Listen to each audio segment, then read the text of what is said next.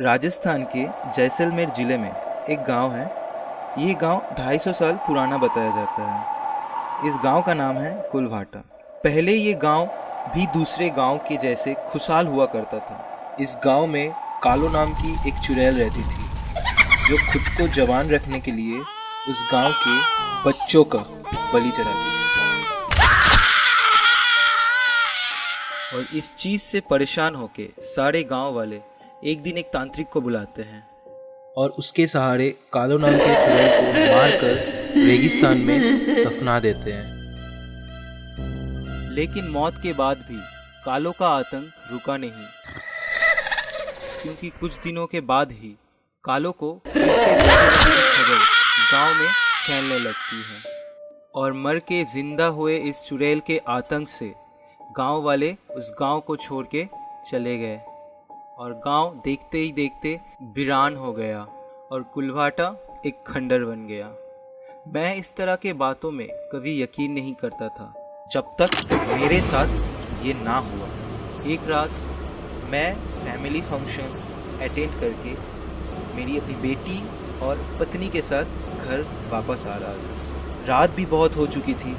मेरी पत्नी और मेरी बेटी दोनों सो गए थे, इसीलिए मैंने हाईवे छोड़कर शॉर्टकट लेने का फैसला किया, जो कि कुलभाटा गांव के बगल से गुजरती है।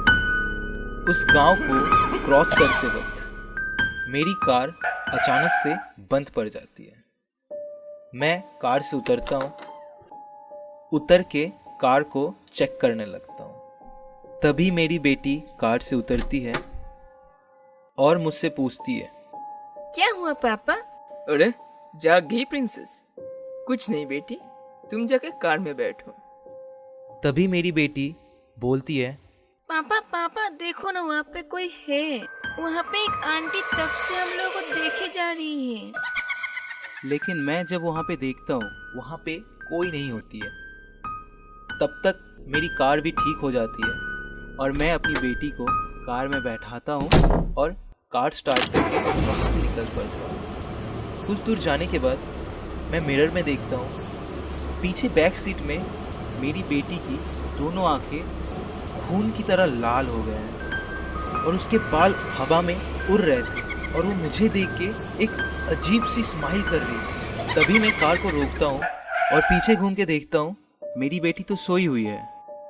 मैं अपनी बेटी को देख ही रहा होता हूँ, लेकिन तभी मेरे कार के विंडो ग्लास में कोई ठक ठक करता है और मैं जैसे ही घूम के बाहर देखता हूँ,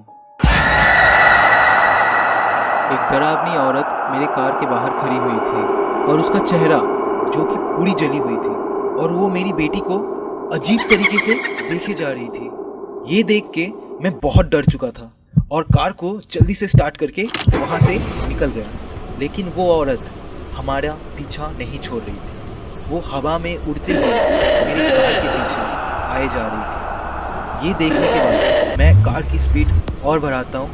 मेरी कार फुल स्पीड पे थी, लेकिन वो डरावनी औरत हमारे पीछे एक साया बन के पड़ी हुई थी। वो हमारा पीछा छोड़ने का नाम ही नहीं ले रही थी।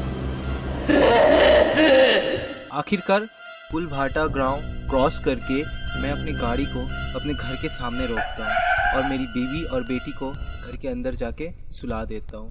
वो सारी रात मैं डर के मारे सो नहीं पाता। अगले दिन सुबह मेरी बेटी का तबीयत बहुत ज़्यादा ख़राब हो जाता है। उसे बहुत बुखार लगती है। मैं उसे संग संग हॉस्पिटलाइज करता हूँ। 2 दिन मेरी बेटी हॉस्पिटल में रही और अगले दिन फाइनली डॉक्टर ने कहा, आपकी बेटी बिल्कुल ही ठीक है, आप चाहे तो उसे आज घर ले जा सकते हैं। और मैं तुरंत जाके अपनी बेटी से मिलता हूँ। आखिर 2 दिनों के बाद मैं अपनी बेटी को सही सलामत देख के बहुत खुश था और मैं अपनी बेटी को गोदी में उठा के बोलता हूँ, प्रिंसेस आप तो अभी ठीक हो गई हो, तो बताओ मेरी प्रिंसेस को भी क्या चाहिए? कहीं घूमने चले? तो कहाँ चलेगी मेरी प्रिंसेस?